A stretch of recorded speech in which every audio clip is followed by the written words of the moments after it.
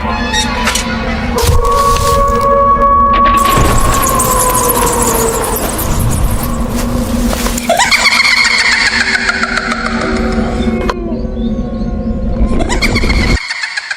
वालेकुम। नाना जी की कहानियों में मैं अपने सभी सुनने वालों को खुशामदीद कहती हूँ। आज नाना जी की कहानियों में एक और बहुत ही ज़्यादा ड्रावनी कहानी लेकर आई हूँ जिससे आप लोग बहुत पसंद करेंगे। जुल्फकार कहते हैं कि नाना जी बताते हैं कि एक दफ़ा की बात है, शाह साहब के पास भेरा सिटी से कुछ लोग आए। वो लोग बहुत ज़्यादा परेशान थे और आकर ये कहने लगे कि हम लोगों ने एक घर लिया था, वो घर बहुत कदीम और पुराना था, जैसे भेरा सिटी बहुत पुरानी और कदीम है। वहाँ पर घर भी वो सिखों के दौर के और आज भी वो हिंदुओं के दौर के, जो पार्टीशन से पहले के घर थे, वो आज भी इस दौर में भी वहाँ पर मौजूद हैं। और उसकी बहुत सी जगह ऐसी भी हैं जो आज सेब ज़दा हैं, क्योंकि मकान इतने पुराने और इतने जैसे अरसे गुजरे हुए हैं उनके, तो उनमें जिन्नात के बसेरे हो जाते हैं। पार्टीशन के बाद जैसे जगह खाली हुई, वीरान हुई, तो वहाँ पर जिन्नात के भी बसेरे हुए। वो कहते हैं कि हम लोगों के हिस्से में हम लोगों का एक आबाई घर था जो बहुत बड़ा और पुराना था। हम लोगों ने उस घर को पहले तो वैसे ही रखा, काफ़ी अरसा उसको यूज़ करते रहे। अब वो आकर बहुत ज़्यादा पुराना हो गया था, दीवारें जैसे ख़राब होने लग गई, छत टूटने लगे। तो हम लोगों ने उस घर को रेनोवेट करने की कोशिश की। अब जितना हम लोग उसकी तामीर कर सकते थे उतनी हम लोगों ने उसकी तामीर की, उसको सेट किया, ठीक किया। उस घर में एक पुराना तह खाना भी था। उस तह खाने को हम लोगों ने नहीं छेड़ा, क्योंकि हम लोग खुद उस तह खाने को अक्सर इस्तेमाल में लाते थे, कुछ सामान एक्स्ट्रा होते थे वहाँ पर रख दिया करते थे। तो हम लोगों ने ये डिसाइड किया कि हम उस जगह को साफ़ करते हैं। गर्मी जैसे पाकिस्तान में इतनी ज़्यादा होती है, दौर कोई भी हो, गर्मी सर्दी के मौसम एक जैसे ही होते हैं। तो लोगों ने कहा कि हम लोगों ने उस तह खाने को साफ़ किया और उसको अपने इस्तेमाल में लाने की कोशिश की। वहाँ पर कुछ चारपाइयाँ वगैरह रखी, बेड रखे, खासा बड़ा तह खाना था।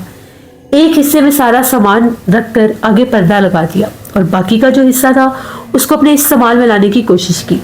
लेकिन हम लोगों ने वहाँ पर जब सोने की कोशिश की, हमें कोई गैर मरी मखलूक जिन्नात वहाँ पर सोने नहीं देते। हम लोग जब रात को सोए हुए होते हैं, हम लोगों के ऊपर से ऐसे लगता है जिस तरह से कोई बहुत अजीबोगरीब चीज़ें, परिंदे उड़ रहे हैं। बाकायदा आवाज़ें आती हैं परिंदों के परों के फड़फड़ाने की, आँख खुलती है तो कुछ भी नहीं होता। यहाँ तक कि एक दफ़ा मेरा छोटा भाई जब वहाँ पर उस तह खाने में सो रहा था, बड़ी सख्त गर्मी थी और वो जगह बड़ी ठंडी थी। वो जाकर हम लोगों से पहले वहाँ पर जाकर लेट गया। थोड़ी देर गुजरी तो उसके चीखों पुकार गूंजने लगे। हम लोग भागे भागे गए तो हम लोगों का भाई जो है वो इस तरह से था कि जिस तरह से उसको बालों से किसी ने पकड़ा हुआ है और वो हाथ पांव मार रहा था। हम लोगों ने उसको छुड़वाने की कोशिश की तो किसी चीज़ ने बड़ी जोर से उस समेत हमें धक्का दिया कि हम 3 लोग थे, 2 छुड़वाने वाले, एक वो, हम लोग तीनों जाकर सीढ़ियों के पास गिरे और हम लोगों की चीखें निकल गई। उसी वक्त हम लोगों को एक काले रंग का बहुत बड़ा साया नजर आया जो उस कोने की तरफ भाग गया जिस तरफ हम लोगों ने सामान जोड़ा हुआ था। इतना ही नहीं, मेरी वालदा बताती है कि मैं उस तहखाने की सफाई करवाने के लिए जब नीचे गई कि मैं जाकर उस जगह की सफाई करूं। अब हम लोग वहाँ पर सोते हैं, उठते बैठते हैं। तो जब मैं सीढ़ियों से नीचे उतर रही थी तो मैंने सामने एक बहुत बड़े आदमी को बैठे देखा जिसका कद बहुत दराज था और वो सिगरेट पी रहा था। वो इतना भयानक था, इतना भयानक था कि उसको देखकर मेरी वालदा की चीख निकल गई और वो वापस भाग गई।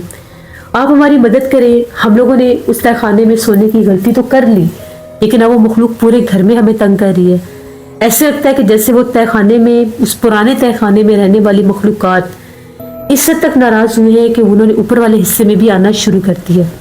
उसके बाद, इन हादसों के बाद हम लोग तहखाने में तो नहीं सोते, लेकिन हम लोगों के पूरे घर में पुरस्तार वाक़यात शुरू हो गए हैं। जो ही मगरिब होती है, रात होती है, हम लोगों के पूरे घर में जिस तरह से कोई भागना दौड़ना शुरू कर देता है। चीज़ों को छेड़ना, चीज़ों को उठाना, चीज़ों को हिलाना, बाकायदा आवाज़ें देना, ये आम हो गया है। हम लोगों को अक्सर एक आदमी और एक औरत नज़र आते हैं। अगर कभी रात को आदमी नज़र आता है तो उस रात को उस औरत की तह खाने से आवाज़ें गूंजती हैं और वो आदमी बाकायदा हम लोगों के घर में चलता फिरता नज़र आता है, ऐसे जैसे सामने से कोई गुजर के गया और हम लोग देख रहे हैं।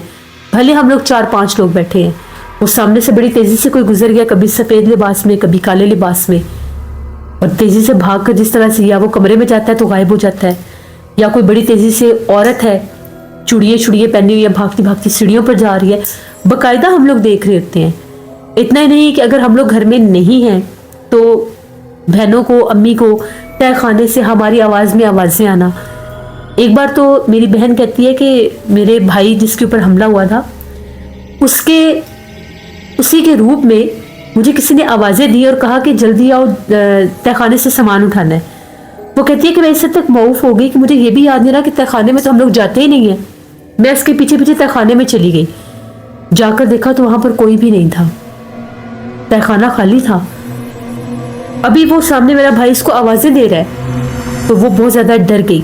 تو اب ہماری مدد کریں کیونکہ ہم اس گھر کو چھوڑ نہیں سکتے، ہمارا ایک وہی ٹھکانہ ہے، وہی گھر ہے، ابائی گھر ہے ہم لوگوں کا، ہم نے اس پر بہت پیسہ لگایا ہے اس کو سیٹ کرنے کے لیے، بھی نیا گھر اوپر سے بنایا۔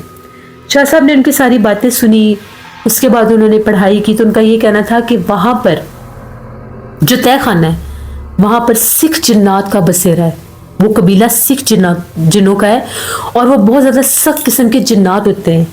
جنات میں بھی جیسے میں نے پہلے آپ لوگوں کو بتایا تھا، ہندو، مسلم، کرسچن، اس طرح کے جنات ہوتے ہیں، اور یہ بھی کمیونٹی وائز بھی ہوتے ہیں، مذہب وائز بھی ہوتے ہیں، اور یہ بڑے سخت بھی ہوتے ہیں۔ ان کا یہ کہنا ہے کہ وہاں پر ان کا پورا قبیلہ آج سے نہیں، جب سے یہ گھر پارٹیشن سے پہلے بھی جن کی پوزیشن میں تھا، جن کے پاس تھا، جو اس کے مالک تھے، یہ جنات تب سے ہیں، اور یہ اس تہہ خانے میں ہی مقیم ہے، یہاں تک کہ یہ کسی کو نقصان نہیں دیتے جب تک ان کی جگہ پر جایا نہ جائے، ان کو تنگ نہ کیا جائے۔ سامان کی حد تک انہوں نے آپ کو برداشت کر لیا، وہاں پر ان کے کچن، ان کے کھانے پینے کی جگہ، ان کے بھی مکمل گھر ہوتے ہیں۔ جب آپ لوگوں نے وہاں پر ان کی زندگی میں مداخلت شروع کی، سونا بیٹھنا شروع کیا، باتیں کرنی شروع کی، اور آپ لوگوں میں سے وہاں پر کسی نے نماز یا قرآن پاک پڑھنے کی بھی کوشش کی ہے، تو یہ بات بھی ٹھیک تھی۔ میری بہن اور والدہ اکثر وہاں پر نماز پڑھ لیا کرتی تھیں، ظہر کی نماز پڑھ لینی، قرآن پاک پڑھ لینا۔ اس سے وہ مخلوقات بہت زیادہ تنگ ہوئی، کیونکہ وہ چیزیں جب وہاں پر جس جگہ پر نان مسلم جنات کا بسیرا، وہاں پر قرآن پاک یا نماز پڑھی جائے تو وہ تنگ ہوتے ہیں کہ ہمیں یہاں سے نکالنے کے لیے یہ پڑھائی کی جا رہی ہے۔ اسی لیے انہوں نے تنگ آ کر بدلہ لینے کے لیے آپ کے پورے گھر میں وہ پھیلے کہ وہاں سے ان سب کو ہم نکال کر باہر کر دیں اور یہ جگہ ہماری ہو جائے۔ ابھی تو آپ لوگوں کو اور بہت تنگ کریں گے، سامان تک آپ لوگوں کا غائب ہوگا، چیزوں کا ٹوٹ جانا، یہاں تک کہ پیسوں کا بھی نقصان ہوتا ہے۔ اور ان دنوں میں ہم لوگوں کے ساتھ یہ بھی واقعات ہوئے، بند الماریوں میں سے، بند لاک میں سے پیسے غائب ہو جاتے تھے۔ جنات کے وہ کسی کام کے نہیں ہوتے، لیکن وہ انسانوں کو نقصان دینے کے لیے وہ سب کرتے ہیں، کیونکہ وہ یہ سمجھ رہتے ہیں کہ انسان ہمارا دشمن ہے۔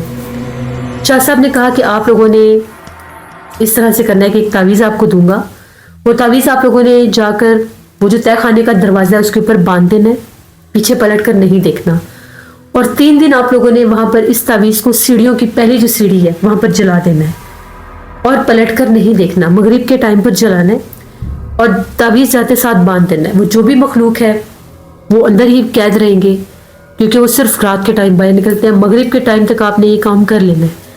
آپ لوگوں کو تنگ نہیں کریں گے، تہہ خانے میں ہی قید ہو جائیں گے۔ وہاں پر جو بھی سامان ہے وہ آپ لوگوں کو اٹھا لینا ہوگا، کیونکہ اگر آپ لوگ دوبارہ اس تعویذ کو کھول کر اندر گئے تو وہ جانی نقصان بھی دیں گے۔